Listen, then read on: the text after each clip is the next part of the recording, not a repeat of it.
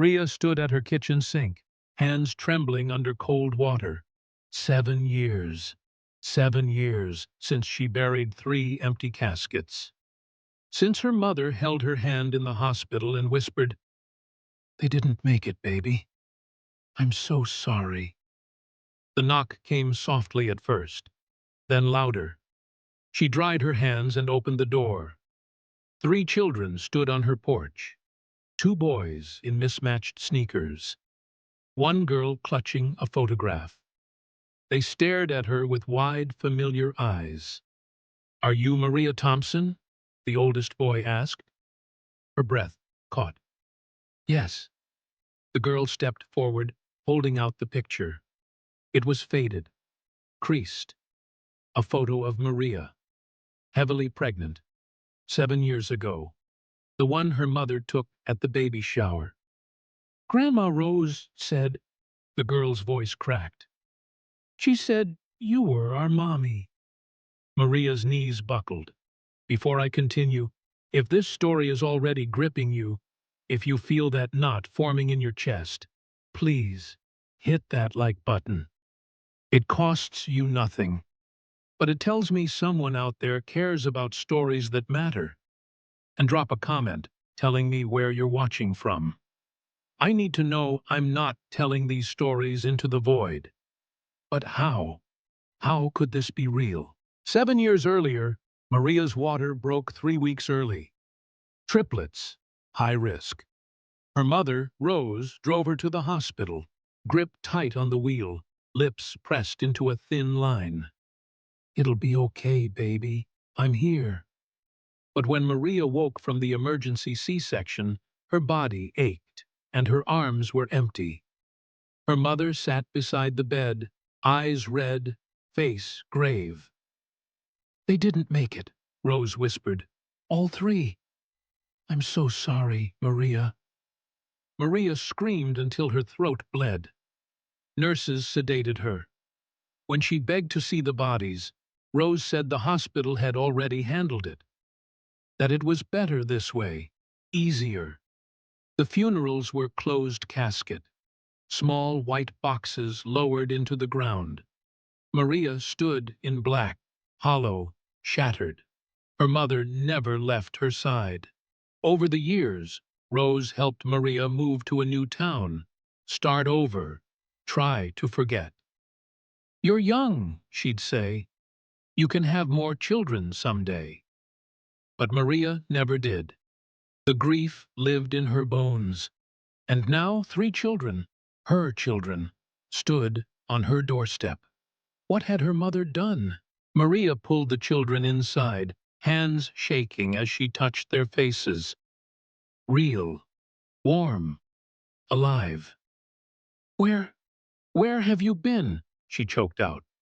The oldest boy, maybe 7, spoke carefully. "With Grandma Rose, in a house far away. She said you didn't want us, that you were sick and couldn't be a mommy." Maria's heart splintered. The girl, her daughter, said, "But yesterday, Grandma Rose got taken away by the police. A lady came and found this picture in a drawer. She said we had to find you." "A social worker." "It had to be." "We didn't know your name," the middle boy added. "Just your face. We walked a long time."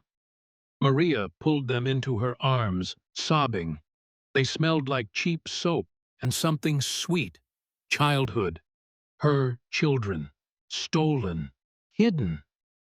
"Wow," she whispered into their hair. "Why would she do this?"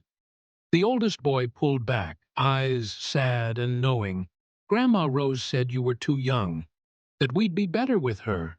She said we were hers now." But where had Rose been keeping them? And how had no one ever noticed? Maria called 911 with shaking fingers. The dispatcher's voice was calm, clinical. "Ma'am, can you repeat that?" "My children, my babies, they were told they died at birth. But they're here. They're alive. My mother took them." Silence. "We'll send officers immediately." 20 minutes later, Two detectives sat in her living room. The children ate sandwiches in the kitchen, quiet, watching. One detective took notes. The other stared at Maria like she might be insane. Ms. Thompson, you're saying your mother faked the deaths of 3 infants and raised them in secret for 7 years? Yes. And no one questioned this. No birth certificates, no hospital records. Maria's voice broke. She worked at the hospital. She was a nurse for 30 years. She had access. She knew people. The detective's face changed. He made a call. An hour later, they had an address. A farmhouse 2 hours north, registered under Rose's maiden name. Isolated, off-grid. We're going there now, the detective said. You should stay here with the children. But Maria stood. No, I'm coming. What else had her mother hidden? The farmhouse sat at the end of a dirt road, surrounded by fields and silence. No neighbors, no witnesses. Maria's stomach turned as they pulled up. The children had lived here, alone with Rose. Inside, police found 3 small bedrooms, bunk beds, toys, drawings taped to the walls, stick figure families with grandma written in crayon, a kitchen stocked with food, a basement full of medical supplies, and a locked drawer in Rose's bedroom. Inside, 3 hospital bracelets, 3 birth certificates forged with Rose listed as the mother, and a journal.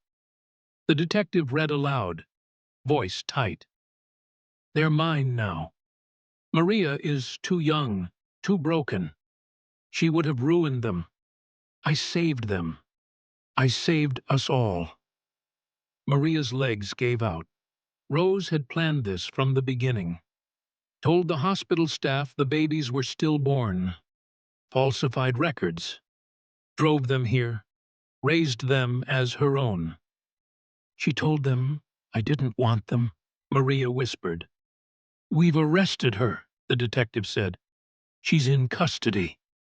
But one question remained. If you're feeling even a fraction of Maria's pain right now, don't just scroll past. Like this video. Comment where you're from. Let me know these stories reach real people with real hearts. Why did Rose finally get caught? The truth came from a grocery store clerk.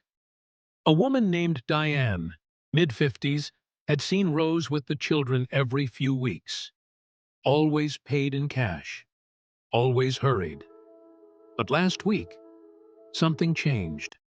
Rose had been arrested at the store, charged with shoplifting baby formula. Formula? Maria asked. My kids are 7. The detective nodded slowly. Rose was pregnant. Maria's blood turned cold. She miscarried 2 months ago, he continued. The pharmacist said she'd been buying pregnancy tests, prenatal vitamins. She'd convinced herself she could replace the loss. When she miscarried, she unraveled. That's when Rose started talking to strangers, showing pictures of her grandchildren. Someone called social services. They investigated, found the children, the forged documents, the lies. Rose hadn't confessed. She'd been caught. She told officers the children were hers by right, the detective said, that she'd earned them by raising them, that you abandoned your claim when you moved on. Maria felt vomit rise in her throat. Her mother had stolen 7 years. First words, first steps, birthdays, scraped knees, bedtime stories, all of it, gone. But why had Rose believed she was entitled? Maria demanded to see her. The detective hesitated. I don't think that's wise. I need to hear it from her. They brought her to the county jail. Rose sat behind glass, hair gray and limp, eyes hollow. When she saw Maria, She smiled, smiled. "Baby," Rose said softly, "you look good." Maria's voice shook. "Well, I did what was best." "Make," Rose's face hardened. "You were 19, alone, no degree, no job, no plan. Those babies deserved better than a child raising children. They deserved their mother. I was their mother. I fed them, taught them, loved them. You would have failed them, Maria, just like you failed yourself." Tears streamed down Maria's face. "I grieved them. I wanted to die." Rose leaned closer to the glass. "But you didn't. You moved on, got a job, made a life. See? I was right. You were better off without them." Maria's breath came in gasps. "And they were better off without you," Rose finished. The call ended. But Rose had made one final chilling claim. "There's something else you don't know." Maria froze. "What are you talking about?" Rose's smile widened. "You had 4 babies, Maria, not 3. The detective stepped forward. "Miss Thompson, is that true?" Maria's mind reeled. The doctors had said triplets, 3 heartbeats, 3 ultrasounds. "She's lying," Maria whispered. But Rose's voice was calm, certain. "They missed one, hidden behind the others. I delivered him myself in the hospital bathroom before the C-section. Tiny, premature, but alive." "Where is he?" Maria demanded. Rose said nothing. The detective made calls, pulled hospital records, and there, buried deep, a discrepancy. 4 umbilical cord clamps used during surgery. 4 sets of footprints recorded. But only 3 death certificates filed. Someone had erased the 4th baby. "Where is he?" Maria screamed. Rose's expression went cold. "I gave him a better life, a real family, people who wanted him, not a broken teenager." Maria's world tilted. "An adoption. Private. Illegal." "Who?" she begged. Rose leaned back. "You'll never find him." But the detective's phone buzzed. A DNA match had just pinged in the system. Someone, somewhere, had uploaded their DNA, and they shared Maria's blood. His name was Caleb, 7 years old, living 3 states away with adoptive parents who had no idea he'd been stolen. The detective arranged a meeting. Maria's hands shook as she walked into the small office. Caleb sat beside a social worker, dark curls, her eyes, her late father's nose. He looked up, cautious. "Hi," Maria whispered. The social worker explained gently. Caleb listened, face unreadable. When she finished, he turned to Maria. "Are you mad at me?" Maria's heart broke. "No, baby, never. Grandma Rose said my first mom didn't want me, that I was a mistake." Maria knelt down, tears falling. "You were never a mistake. You were stolen from me. I've been looking for you my whole life without even knowing it." Caleb's lip trembled. Can I hug you?" Maria opened her arms. He fell into them, small and shaking. She held him like she'd held the others, like she'd wanted to hold them all 7 years ago. But across town, Rose sat in her cell smiling, because Maria still didn't know the real reason Rose had done it. And she never would. 3 months later, Rose was sentenced to 20 years. No parole. Maria sat in the courtroom, her 4 children beside her. The judge read the charges: kidnapping, fraud, child endangerment. Rose showed no remorse. But as they led her away, she turned one last time, mouthed 4 words.